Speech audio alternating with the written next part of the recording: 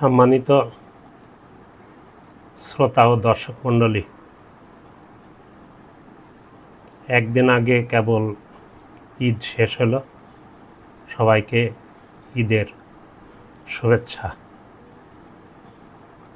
আজ বেশ কয়েকদিন পরে আপনাদের সামনে আবার কিছু কথা নিয়ে হাজির হয়েছি।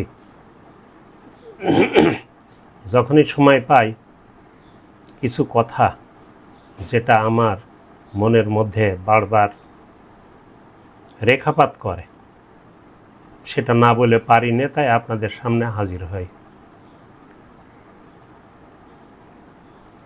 ঈদ গেছে 2 দিন আগে। এর কয়েকদিন আগে এদেশেরই একজন শহীদ প্রেসিডেন্ট, যিনি দেশকে গড়তে চেয়েছিলেন, তার মৃত্যুবার্ষিকী গেল। এটাও একটা উল্লেখযোগ্য বিষয়। বলছি কেন, আমার এই কথার একটু পরেই আপনারা বুঝতে পারবেন।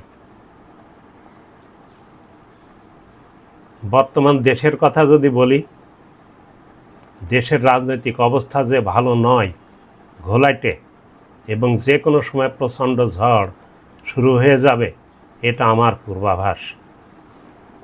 তবে এপ্রিলে নির্বাচনের তারিখ নির্ধারণ বিএনপি মানতে বাধ্য হবে বলে আমার ধারণা। তারা পানি বেশি ঘোলা করলে জনসমর্থন হারাবে বলে মনে হয়। আমরা যারা সাধারণ মানুষের সাথে মিশি, সেটাই বিশ্লেষণে আমাদের চোখে ধরা পড়ে। গতদিন আলোচনায় যেটা বলেছিলাম, সেটাকে আর একবার একটু স্মরণ করিয়ে দিই। এদেশের সকল দুর্দশা, শোষণ ও অভ্যন্তরীণ কোন্দল, হত্যাযজ্ঞের মূলত ভারত।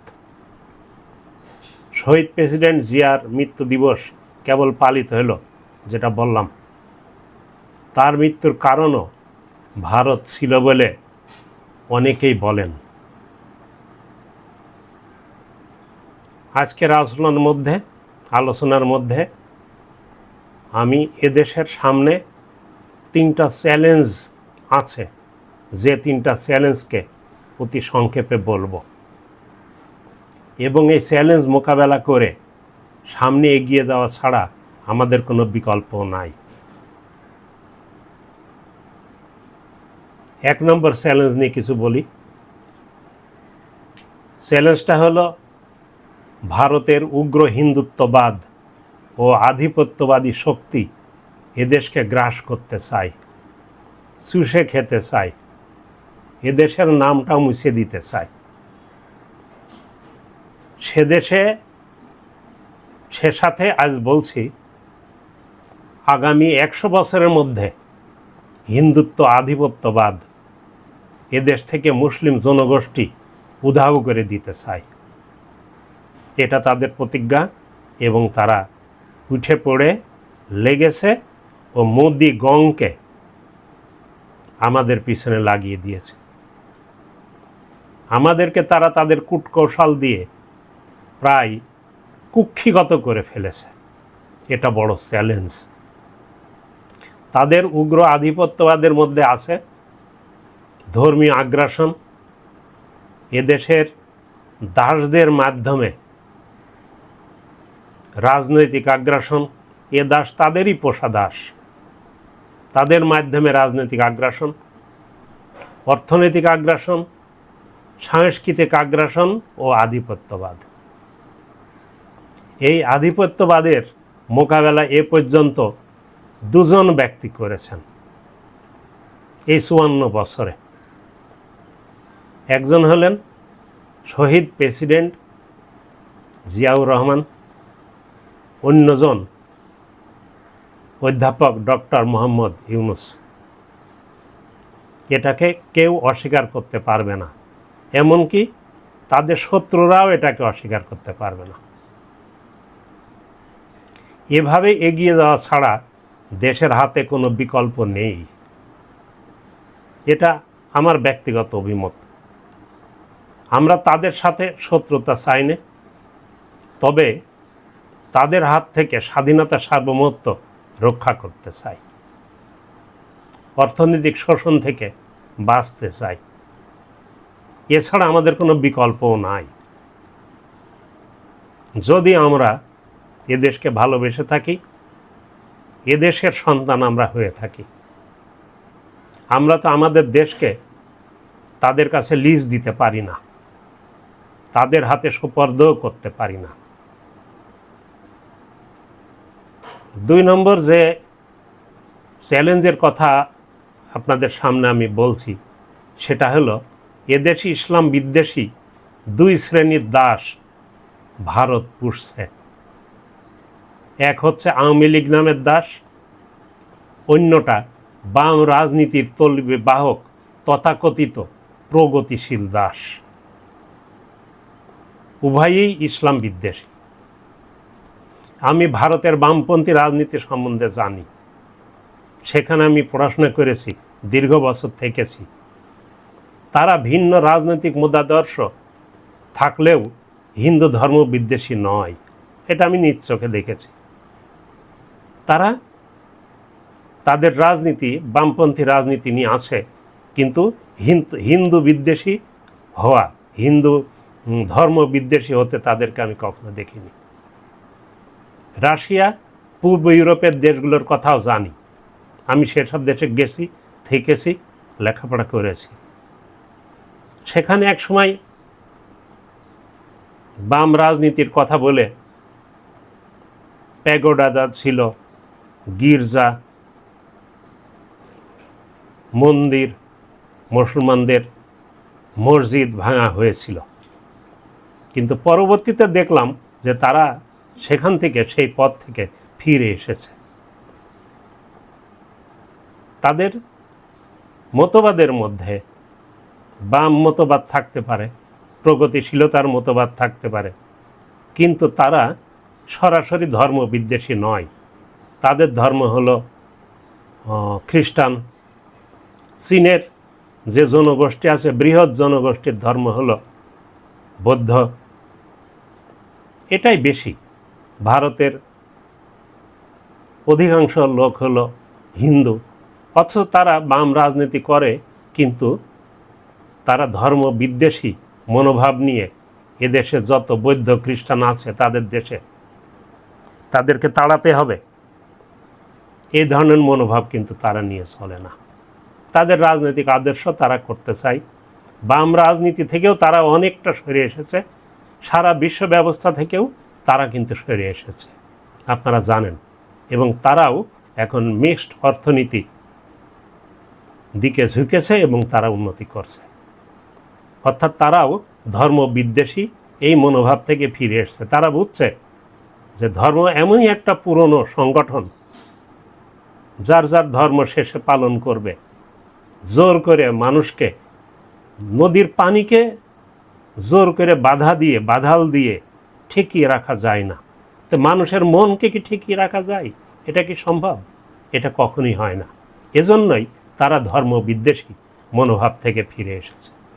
কিন্তু বাংলাদেশের তথাকথিত প্রগতিশীলরা দাড়ি টুপি মুসলমান বিদ্বেষী, অথচ তাদের বাপ দাদা আত্মীয় স্বজন সবাই মুসলমান, এমনকি তারা বিয়েও করেছে মুসলমানের ঘরে।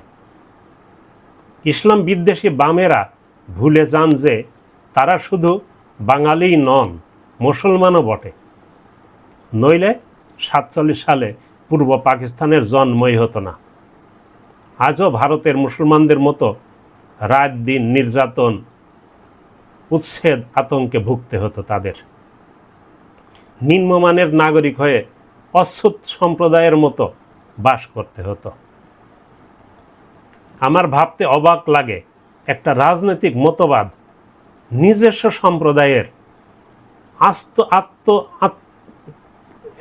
আত্ম অস্তিত্বের আত্মবিনাশী হয়ে ওঠে কিভাবে, আমার ভাবতেই কষ্ট লাগে, কল্পনাতেই আসে না। তারা ধর্ম পালন করুক বা না করুক, ধর্ম নিজস্ব বিষয়, মানসিকতার বিষয়, মন যে আদর্শ ধরে রাখে, ধারণ করে রাখে, যে চিন্তা শক্তিকে ধারণ করে রাখে, এটা কেউ পালন করতে পারে, কেউ এড়িয়েও যেতে পারে। এটা নিয়ে জোর জবরদস্তি করার কিছু আমি দেখি না। এই দুদিন আগেই কোনো না কোনো দাড়ি টুপিধারী মৌলবীর পেছনে দাঁড়িয়ে ঈদের নামাজ এই আস্তিক নাস্তিক বাম প্রগতিশীলরা পড়ে আসলো, আবার তারা মুসলিম বিদ্বেষী। টুপি দাড়িওয়ালা লোক দেখলে তাদের গা জ্বালা করে, তাদের রাজাকার বলে গালি দেয়। অথচ স্বাধীনতা যুদ্ধের সময় আমাদের বয়স একের কমও না, হাই স্কুলের শেষ প্রান্তে পড়তাম। স্বাধীনতা যুদ্ধের সময় থেকে এদের 90% লোকের জন্মই হয়নি। তাহলে তাদেরকে আমরা বিভিন্ন গালিগালাজ করে নিজেদের থেকে দূরে ঠেলে ফেলে দিচ্ছি। এটা একটা কৃত্রিম বিভাজন ছাড়া আর কিছুই নয়, এবং এটা মানসিক বিকৃতি, কৃত্রিম মানসিক বিকৃতি। এর মধ্যে আওয়ামী লীগ রাজনৈতিক হিংসামূলক বিচার করে কিছু মানুষকে ফাঁসিতে ঝুলিয়েছে, কিছু মুসলমানদের, কিন্তু মুসলমানদের দোষটা কোথায় আমি খুঁজে পাইনি। একজন অপরাধ করলে তার বিচার হোক, কিন্তু মুসলমানদের দোষটা কোথায়? আমরা মুসলিম বিদ্বেষী হয়ে উঠি কেন? এই উগ্র হিন্দুত্ববাদীরা ইসলাম বিদ্বেষী হওয়ায় আমাদের দেশের এই দাস, এরাও ইসলাম বিদ্বেষী।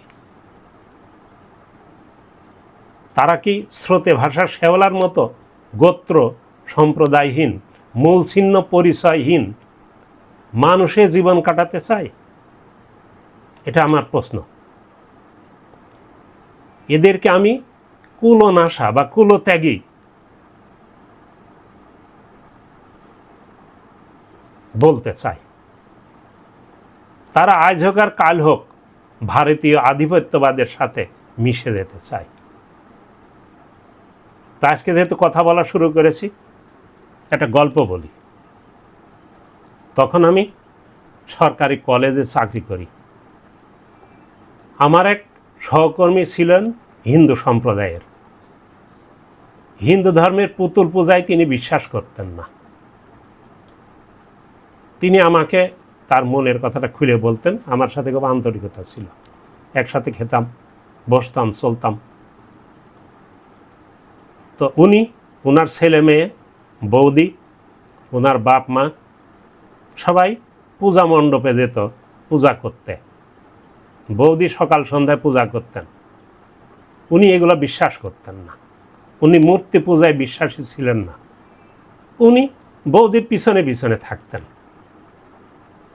কিন্তু নিজে পূজা করতেন না, ধর্ম পালনও করতেন না, আবার ধর্ম ত্যাগও করতেন না। আমি তাকে একাধিকবার জিজ্ঞেস করতাম, করেছিও, যে দাদা আপনি যদি মনে করেন যে ধর্মটা আপনার মনোপুত হচ্ছে না, অন্য ধর্মে চলে যেতে পারেন। বলছেন না, তা হয় না। আমাকে উনি নাম ধরে রাখতেন, যেহেতু আমি তাকে দাদা বলতাম, এবং উনি আমার থেকে 4-5 বছরের বড় ছিলেন। উনি বলতেন যে আমি মূল ছিন্ন হতে চাই না। আমি আজকে ছেলে মেয়ে, আত্মীয় স্বজন, আপনার বৌদি, এদেরকে ছেড়ে আমি হিন্দু ধর্ম ত্যাগ করে যাব কোথায়? ফলে আমাকে ধর্ম মানি আর না মানি, আমাকে হিন্দু ধর্মে বিশ্বাসী হয়েই আমাকে টিকে থাকতে হবে। অবশ্য আমি কখনো হিন্দু ধর্মের বিপক্ষে কিছু বলবো না, তার কারণ উনি মূল ছিন্ন হতে চাননি। তাই আমাদের যেসব মুসলমান নামধারী বাম বুদ্ধিজীবী তথাকথিত প্রগতিশীলরা ধর্ম বিদ্বেষী হয়ে উঠেছে, তাদেরকে আমি একটা কথাই বলতে চাই, যে তারা কি মূল ছিন্ন হতে চায়? মূল ছিন্ন হলে ওই স্রোতে ভেসে যাওয়া শেওলার মতো ভেসে চলে যেতে হবে, কুলনাশী হতে হবে, কোথাও জায়গা হবে না বিশ্বের। এটা কি তারা কখনো ভেবে দেখে? ইতিহাস ঘাটলে দেখা যায় এশিয়া মহাদেশের অনেক জনগোষ্ঠীর নাম ইতিহাসে আছে, বাস্তবে তার অস্তিত্ব নেই। বিশ্ব ইতিহাস ঘাটলেও অসংখ্য জাতীয় জনগোষ্ঠীর নাম আপনারা পাবেন, তাদের অস্তিত্ব বিশ্বে এখন আর অবশিষ্ট নেই, অনেকেরই নেই।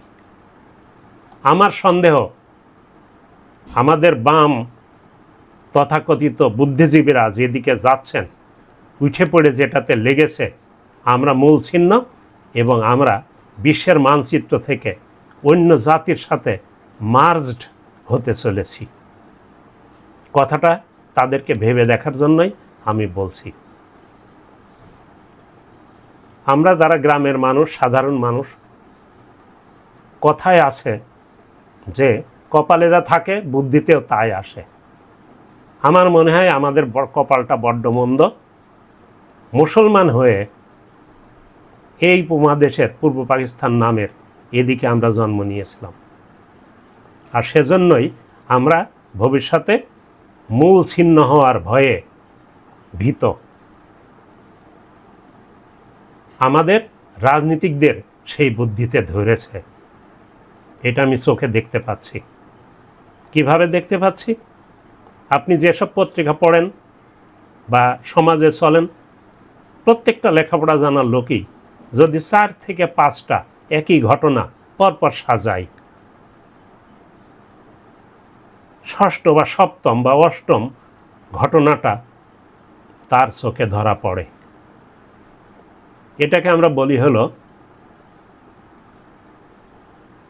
কোনো প্রবলেম সলভিং অ্যাবিলিটি। ধরা পড়বেই পড়বে। তেমনইভাবে কোনো একটা টেবিল নেন, টেবিল মানে তথ্য নিলেন, একটা টেবিলের দিকে তাকিয়ে, তথ্যের দিকে তাকিয়ে ভালো করে অনুসন্ধান করুন, দেখবেন যে এর পরের ট্রেন্ড কোন দিকে যাচ্ছে সেটা আপনার চোখে ধরা পড়বে। তখনই বুঝবো যে আপনার মগজ উর্বর, আপনি বোঝেন। তা আমি অনেকের সাথে কথা বলেছি, আমি দেখেছি যে আমরা যেদিকে যাচ্ছি সেদিকটা খুব একটা আমাদের জাতির জন্য, বাঙালি মুসলমানদের জন্য ততটা ভালো না। আমাদের দেশে একটা বড় রাজনৈতিক দল আছে বিএনপি। বিএনপি যিনি শুরু করেছিলেন তিনি শহীদ প্রেসিডেন্ট জিয়া। বিএনপিতে এখনও লক্ষ লক্ষ লোক খাঁটি মুসলমান, তারা আমার ঘনিষ্ঠ। অনেকে আছে সহকর্মী, অনেকে আছে ছাত্র, অনেক ছাত্র আমার বুড়ো হয়ে গেছে,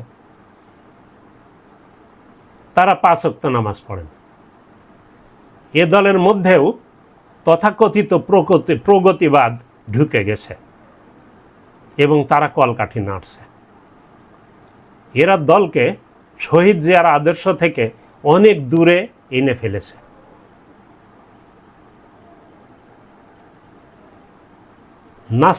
নাস্তিক্যবাদের দিকে তারা ঝুঁকে পড়ছে, ক্রমশই ঝুঁকে পড়ছে। অথচ শহীদ জিয়ার আদর্শ ছিল মধ্যপন্থী ইসলামী দল, ইসলামী দেশ, এবং বিশ্বের বিভিন্ন ইসলামী দেশের সাথে তিনি সংযোগ রক্ষা করেছিলেন এবং তাদের অনেক সমস্যা তিনি সমাধান করছিলেন, এবং তিনি নিজের দেশকে একটা ইসলামী মধ্যপন্থী দেশ হিসাবে ভাবতেন। আমার যতদূর মনে পড়ে, সম্ভবত সংবিধানের 5ম সংশোধনীতে তিনি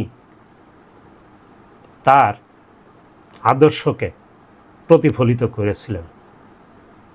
সেটা আপনারা দেখেন, সেখান থেকে পড়লে বোঝা যায় যে উনি মধ্যপন্থী ইসলামিক স্টেটের কথা ভাবতেন এবং সেদিকেই বাংলাদেশকে নিয়ে যেতে চেতেন।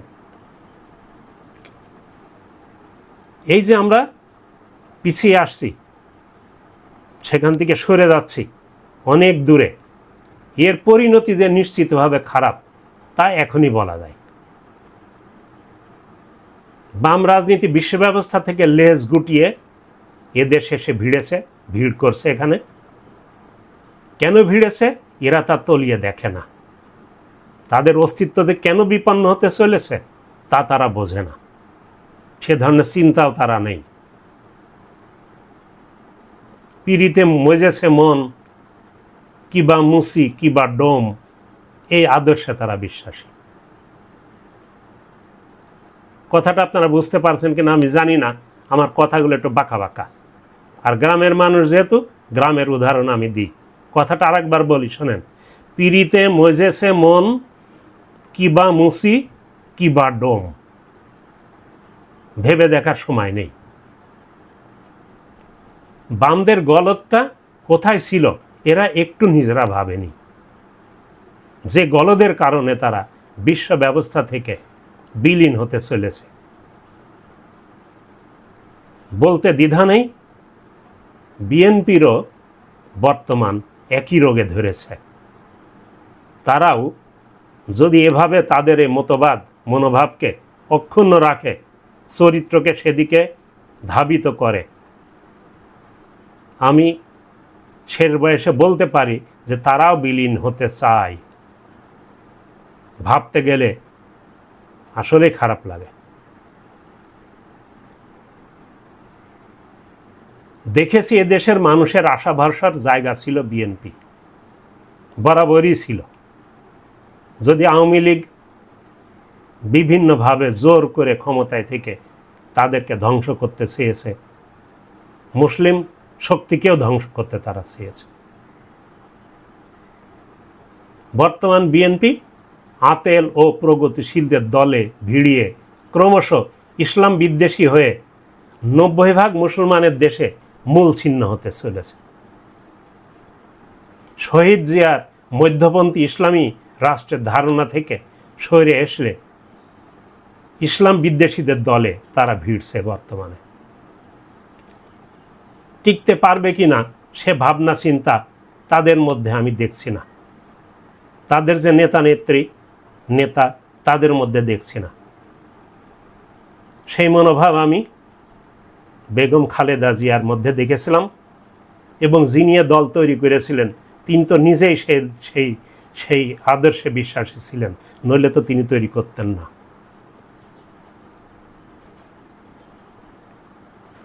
বর্তমানে বিএনপির পঞ্চম সংশোধনীতে, অর্থাৎ সংবিধানের পঞ্চম সংশোধনীতে যে সংশোধনী তারা এনেছিল সেগুলো বিসর্জন দিয়ে নৈতিকতা, মানবিক মূল্যবোধকে দূরে ঠেলে দিয়ে সেকুলারিস্টদের সাথে নিয়ে প্রলাপ বকছে। তারা হয়তো আমার কথায় রুষ্ট হবে, এটা আমি জানি, কিন্তু তাদেরকে আমি সত্য বলতে দ্বিধাবোধ করি না। এটাই আমার শিক্ষকতার শিক্ষা। প্রেসিডেন্ট জিয়া মুসলমানদের স্বাধীন দেশের জন্য ভারতের আধিপত্যবাদ মুক্ত স্বাধীন দেশের উপযুক্ত রাজনীতি শুরু করেছিলেন। তার বর্তমান দল সেই অবস্থা থেকে অনেকটাই অন্য পথে ঘুরে গেছে। সেখানে এখন মুসলিম বিদ্বেষী শক্তির সমারোহ। ভাবতে খারাপ লাগে।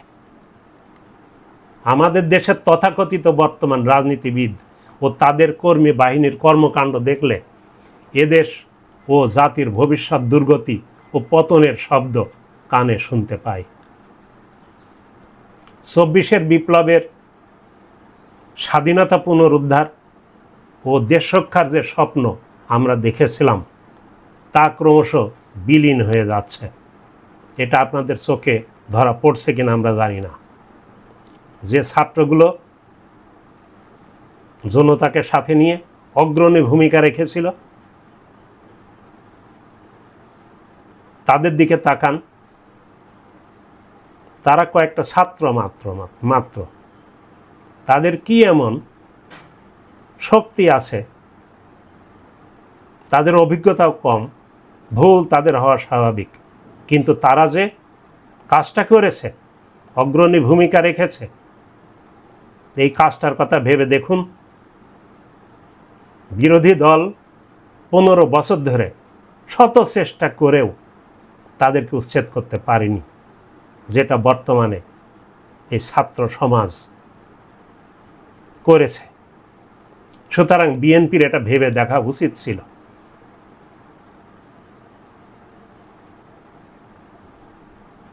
এই যে 24 সাল বিপ্লবের যে স্বাধীনতা পুনরুদ্ধার ও দেশ রক্ষার যে স্বপ্ন,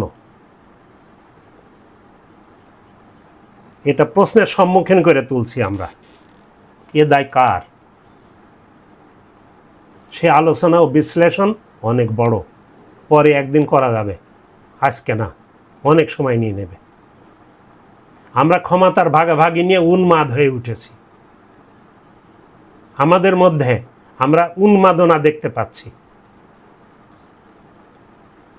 আমাদের মধ্যে মুসলিম বিদ্বেষী শক্তি দলের ভাজে ভাজে ঢুকে পড়েছে।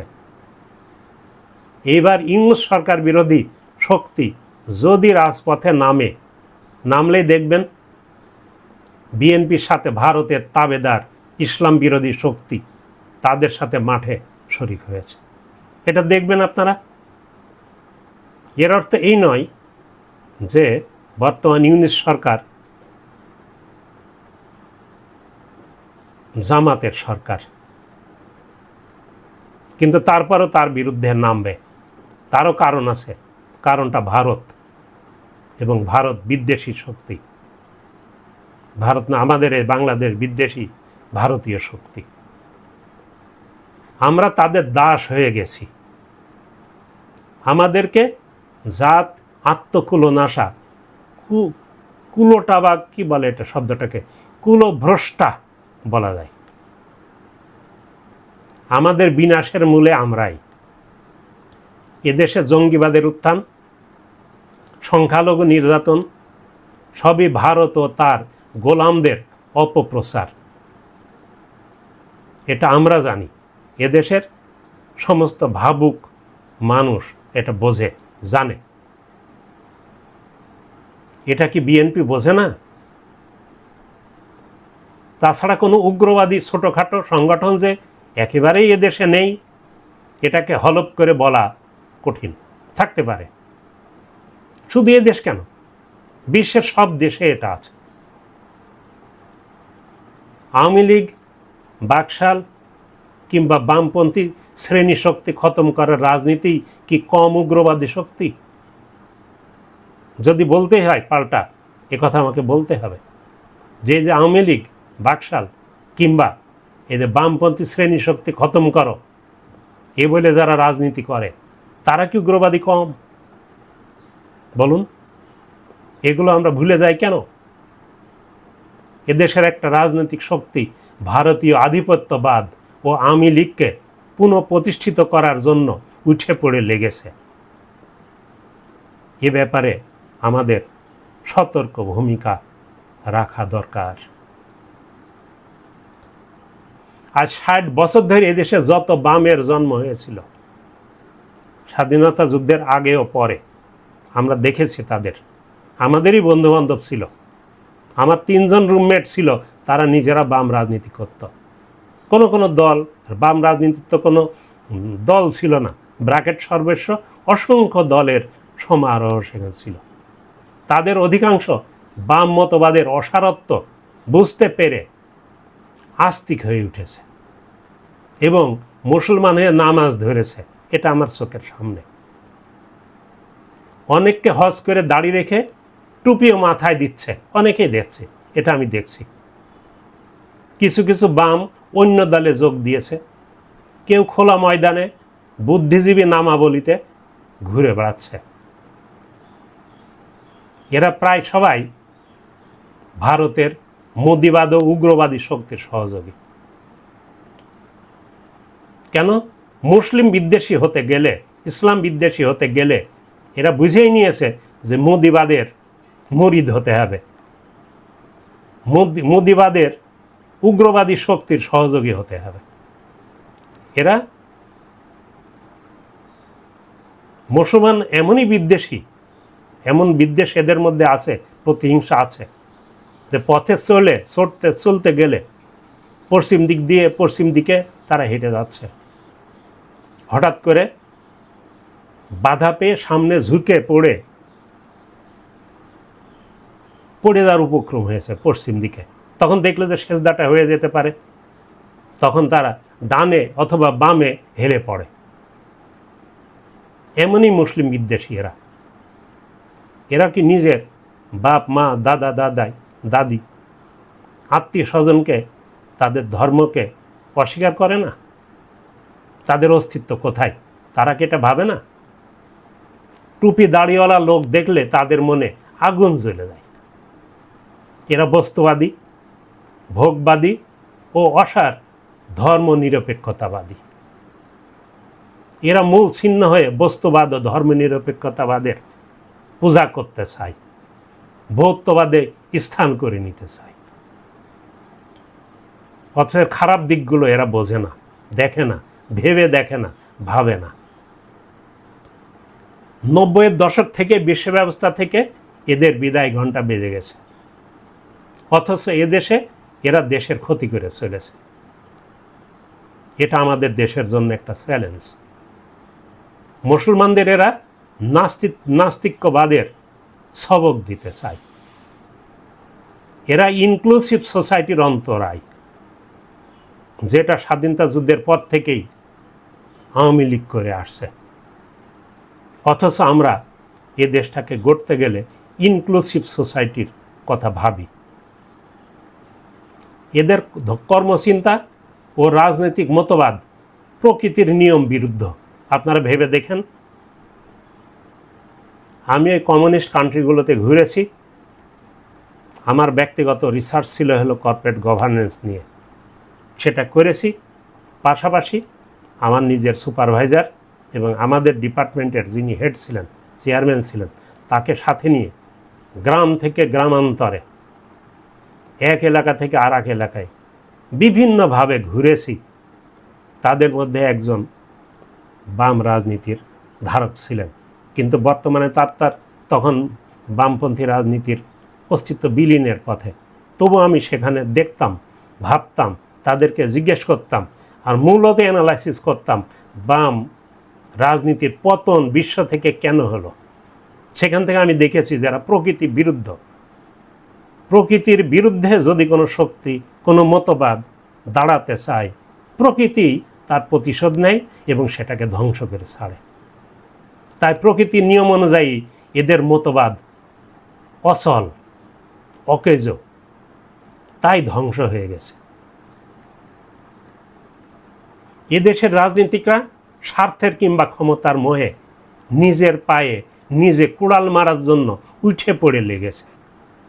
তাদের ভূমিকা ও চিন্তা চেতনা ধ্বংসাত্মক, এটা আমার চোখে তাই ধরা পড়ে।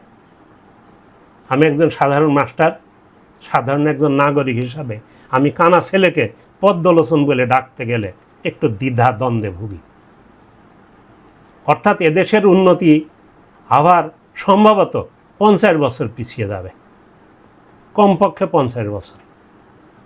যেহেতু আমরা বর্তমান যে সংস্কার এবং যা যা করা দরকার ছিল, আমি বলি যে আধা সংস্কার, আধা বিপ্লব, আধা খেসড়া বিপ্লব আমাদের সে রোগে ধরেছে। আমাদের মগজটাতে প্রথমত তারা মগজ আক্রান্ত হয়েছে, তাই আমাদের এই দশা হতে চলেছে। দেশ আবার গোলামের অভয়ারণ্য পরিণত হয়ে যাক, এটা এরা চায়। এদের কোনো আত্মশুদ্ধি নাই।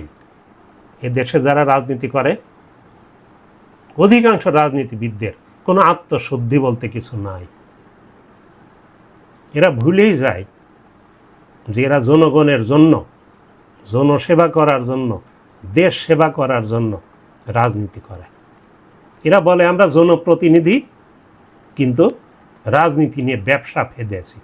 এটা আমাদের নতুন ব্যবসা, বেশ লাভজনক ব্যবসা, এটাই এরা ভাবে। এদেশে যারা রাজনীতি করে, বড় বড় কথা বলে, প্রত্যেককে আমি ব্যক্তিগতভাবে চিনি। অনেকে আমার বন্ধু ছিল, অনেকের সাথে আমি লেখাপড়া করেছি, চলেছি জীবনে। প্রত্যেকটা দলের তাদের কার চরিত্র ভালো খারাপ, ভালো লোক যে নেই তা বলছি না, কিন্তু তাদের কোনো বক্তব্য নেই। তাদের বক্তব্য নিয়ে চলতে গেলে তাদের যে দল, দলের অধিকাংশ লোকের যে বক্তব্য মেনে নিতে তারা পারে না, কিন্তু রাজনৈতিক দলের সাথে তারা মিশে আছে, যদিও তারা ভালো। তাদের এই অবস্থা বর্তমানে অর্ধমৃত অবস্থা, এভাবে তারা টিকে আছে। আর একটা কথা আপনারা জানেন, আমি যেহেতু ভারতের এই আধিপত্যবাদী মনোভাব বিদ্বেষী, ভারত কখনো এদেশকে স্বাধীন মুসলিম রাষ্ট্র হিসাবে টিকে থাকতে দেবে না, দিতে চাবে না। আমাদেরকে টিকে থাকতে হবে। এদেশের বিভিন্ন রাজনৈতিক দলে লুকিয়ে থাকা তথাকথিত মুসলমান নামধারী ভারতীয় গোলামরা এ কাজে ভারতকে সহযোগিতা করবে। তার কারণ আমাদের দেশের পাশে পলাশির যুদ্ধ হয়েছিল, সেখানে মীর জাফরের লোক, মীর জাফর একাই ছিল না, সে মরে গেছে, তার বংশধররা এই আশপাশ এলাকায় ছড়িয়ে আছে। আমাদের মধ্যে মীর জাফরের বংশধর এখনো বিদ্যমান। আওয়ামী লীগের সুখের যে বাগান হঠাৎ ভেঙে চুরমার হয়ে গেল। অনেকে আমরা ভেবেছিলাম, বলতে পারিনি, কিন্তু আমরা ভাবতাম যে এত অন্যায় অত্যাচার, এত খুন গুম লুটপাট চলতে পারে না, প্রকৃতির নিয়মেই এদের ধ্বংস হতে বাধ্য। আমার মনে হয় ভারত বিদ্বেষী, ভারতের যে মুসলিম বিদ্বেষী, বাংলাদেশ বিদ্বেষী মনোভাব, এটা একমাত্র পরিসমাপ্তি ঘটনা করতে পারে, পরিসমাপ্তির ঘটতে পারে প্রকৃতি থেকে। দেখলেন যে কোনো দিন ভারতের কাশ্মীর, খালিস্তান, পূর্বাঞ্চলের 7টা রাজ্য, এরকম অসংখ্য দেশ ওরা স্বাধীনতার সংগ্রাম শুরু করে দিয়েছে। ভারত ভেঙে টুকরো টুকরো হয়ে গেছে। তখন আমাদের কিন্তু উপকার পাওয়ার সম্ভাবনা আছে। ভারত বিদ্বেষ, উগ্র হিন্দুত্ববাদী সাম্রাজ্যবাদের অবসান তখন হতে পারে। নইলে ব্রাহ্মণ্যবাদী প্রতিহিংসাপরায়ণ অপশক্তি এদেশকে ভালো থাকতে কোনো দিনই দেবে না। তবে আমাদের দেশে যদি শহীদ প্রেসিডেন্ট জিয়াউর রহমান এবং এই ইউনূস সাহেবের মতো লোক থাকে বা ভবিষ্যতে আসে, তাহলে ভারত যেহেতু এই উপমহাদেশ, এই যে দক্ষিণ পূর্ব এশিয়ার সমস্ত দেশ থেকে বিচ্ছিন্ন, তাদেরকে কেউ ভালো চোখে দেখে না। সুতরাং আমরা তাদেরকে সাথে নিয়ে চলতে পারি এবং ভারত আমাদের কিছুই করতে পারবে না। এটা আমাদের আত্মবল। আমাদের যদি ইমানের জোর থাকে, আমরা যদি নৈতিকতাকে ভর করে নিজের স্বাধীনতাকে, অখণ্ডতাকে, সার্বভৌমত্বকে আঁকড়িয়ে ধরে একটা স্বাধীন দেশ হিসেবে টিকে থাকতে চাই, তাহলে ভারত আমাদের কিছুই করতে পারবে না। 2টা চ্যালেঞ্জের কথা বললাম, তৃতীয় চ্যালেঞ্জের কথা বলি। তৃতীয় যে চ্যালেঞ্জের কথা বলছিলাম সেটা হচ্ছে দুর্নীতি, চাঁদাবাজি, নীতিহীনতা। এদেশের সহজ সরল জনগোষ্ঠীকে শুধুমাত্র রাজনৈতিক দলগুলো দীর্ঘ 54টা বছরে জনেও আপদে পরিণত করে ফেলল এবং আমাদের চোখের সামনে আমরা শুধু চেয়ে চেয়ে দেখলাম, বলার কিছু ছিল না। তার কারণ আমি রাজনীতিবিদ নই, আমি কোনো রাজনৈতিক দলের তোয়াজ করি না, আমি সাধারণ শিক্ষক, সবাইকেই শিক্ষা দেওয়ার চেষ্টা করি। এটাও যে বলছি, এটা সামাজিক শিক্ষা। সমাজকে আমি বলছি আমার এই শিক্ষাটা নিয়ে দেখুক এটা সত্য না মিথ্যা। যতদিন এদেশকে জনসম্পদে রূপান্তর না করা যাবে, যেহেতু রাজনৈতিক দলগুলো এদেরকে জন আপদে পরিণত করে ফেলেছে, এদেশে রাজনৈতিক প্রতিহিংসা, গণতন্ত্রে উত্তরণ ও প্রতিহিংসা মুক্ত শান্তিপূর্ণ পরিবেশ আশা করা যায় না। তার কারণ সামাজিক মূল্যবোধের, এটা আপনারা সচেতন জানেন, ব্যাপক অবনতি ঘটেছে। সুতরাং শুধু উপরিগত উপরিগত সংস্কার করে এ দেশকে জনসম্পদে রূপান্তর করার প্রক্রিয়া কতটা সফল হবে আমার সন্দেহ আছে। যত সংস্কার করুক, এ সংস্কারে দেশের মুক্তি আসবে কি না জানি না, তবে অনুমান করতে পারি, যেটা এখন বলছি না। বিএনপি বড় দল হিসাবে পারত নিজেদের দলীয় রাজনীতিকে সংস্কার করতে।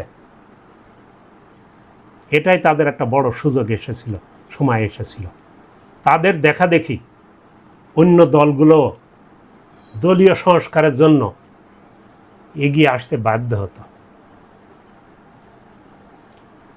এত সংস্কারের কথা শুনছি, কিন্তু রাজনৈতিক দলের যত সন্ডা পান্ডা, দুর্নীতিবাজ, চাঁদাবাজ, জনগণের তবিল তসরুপকারী থেকে মুক্ত করার কোনো অভিযান কোনো রাজনৈতিক দলের কর্মের মধ্যে আমাদের চোখে পড়ছে না, চোখে পড়ে না। এতে নিরাশ হচ্ছি। এদেশের সংস্কৃতি ও মূল্যবোধের উপযোগী কোনো সামাজিক ও প্রাতিষ্ঠানিক শিক্ষা ব্যবস্থা প্রতিষ্ঠা করার উদ্যোগ কেউ নিচ্ছে না। 54 বছরেও কেউ নেয়নি। এই দীর্ঘ 8-9 মাস বর্তমান অন্তর্বর্তীকালীন সরকার কাজ করছে, এরাও নেয়নি। আমরা শিক্ষা ব্যবস্থার ক্ষেত্রে কি বলি, সেটা সামাজিক শিক্ষা হোক বা প্রাতিষ্ঠানিক শিক্ষা হোক, অন্য কোনো এক দেশে হেথানাই হথানা অন্য কোথাও অন্য কোনোখানে সেখান থেকে কপি অ্যান্ড পেস্ট করে দেশে নিয়ে এসে লাগাই। সেটা বাঙালি, মুসলমান হোক, হিন্দু হোক, বৌদ্ধ খ্রিস্টান হোক, উপজাতি হোক, তাদের উপযোগী করে তাদের মূল্যবোধের সাথে, সামাজিক বুননের সাথে, সংস্কৃতির সাথে একাট্টা করে এক সুরে গান গেয়ে কোনো সামাজিক বা প্রাতিষ্ঠানিক শিক্ষা পদ্ধতি এদেশে কেউ চালু করছে না। আমি এদেশে যারা বুদ্ধিজীবী আছে সবাইকেই চিনি, আমি তাদেরকে খারাপ বলছি না, তারা পণ্ডিত হিসেবে খারাপ নয়, কিন্তু তারা এটা নিয়ে ভাবে না। তাদের অনেকের দিয়ে যে এই যে এদেশের উপযোগী শিক্ষা ব্যবস্থা, যেটা এদেশের মানুষের মনুষ্যত্বের বিকাশ ঘটবে, এদেশের মানুষকে মানুষের মতো মানুষ করে গড়ে তুলবে, দেশপ্রেম অব্যাহত রাখবে, আঁকড়িয়ে ধরবে, বাঙালি মুসলমান বা হিন্দু বা বৌদ্ধ খ্রিস্টান বলে তাদের আলাদা একটা পরিচয় গড়ে উঠবে, দেশ উন্নতি হবে, এমন কোনো আশা আমি এখনও দেখছি না। কেন দেখছি না? এদের কর্ম এবং কাজের ফলেই দেখছি না। তো যাই হোক, আজকে যে 3টা চ্যালেঞ্জের কথা বললাম, এই 3টা চ্যালেঞ্জকে আপনারা ভেবে দেখুন, এবং এই 3টা চ্যালেঞ্জ মুক্ত না হতে পারলে এ দেশ কতদিন তার নিজের পায়ের উপরে ভর করে নিজস্ব অস্তিত্বের বিকাশে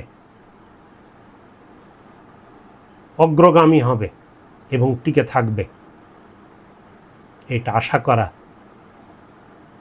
অনেক কঠিন। তা আমি অনেক সময় নিয়ে নিই, কথা বলতে গেলে মাস্টার মানুষ, অনেক কথা বলে ফেলি, সময় চলে যায়। তো আমার কথা আপনাদের মনোযোগ দিয়ে শোনার জন্য ধন্যবাদ। আবার কোনো নতুন কথা, মাস্টার সাহেবের এই নতুন কথা নিয়ে আপনাদের সামনে আবার হাজির হব। আমার জন্য দোয়া করেন, এই প্রত্যাশা নিয়ে আজকের মতো শেষ করছি। সবাইকে ধন্যবাদ।